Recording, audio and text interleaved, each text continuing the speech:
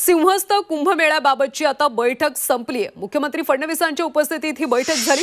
पूर्वनियोजित दौऱ्यामुळे शिंदे आणि अजित पवार बैठकीला उपस्थित राहिले नाहीत। गिरीश महाजन यांनी या संदर्भातली माहिती दिली।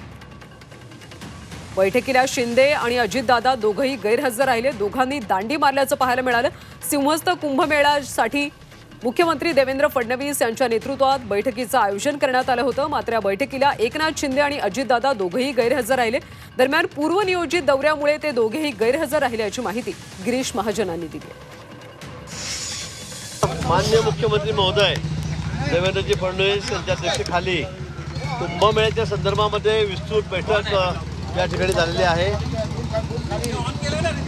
राज्य सरकारमधले सर्व प्रधान सचिव, सर्व संबंधित अधिकारी, केंद्र सरकार रेल्वेचे अधिकारी हे या बैठकीला हजर होते आणि खूप सविस्तर चर्चा या बैठकीमध्ये कुंभमेळ्याच्या बाबतीमध्ये झालेली आहे।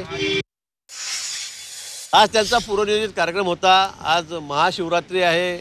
आज भगवान शिवाची आपण प्रार्थना करतो, अर्चना करतो।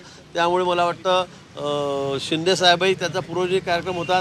ते मोठ्या मंदिरावर, त्या तीर्थक्षेत्रावर गेलेले आहेत। अजितदादा पण पुण्यामध्ये आहेत। त्यामुळे ते आज येऊ शकले नाही आणि ही बैठक जी आहे ही परवाच ठरली, अगदी एक दिवस आधीच ठरली। त्यामुळे त्यांचा कार्यक्रम पूर्वनियोजित होता।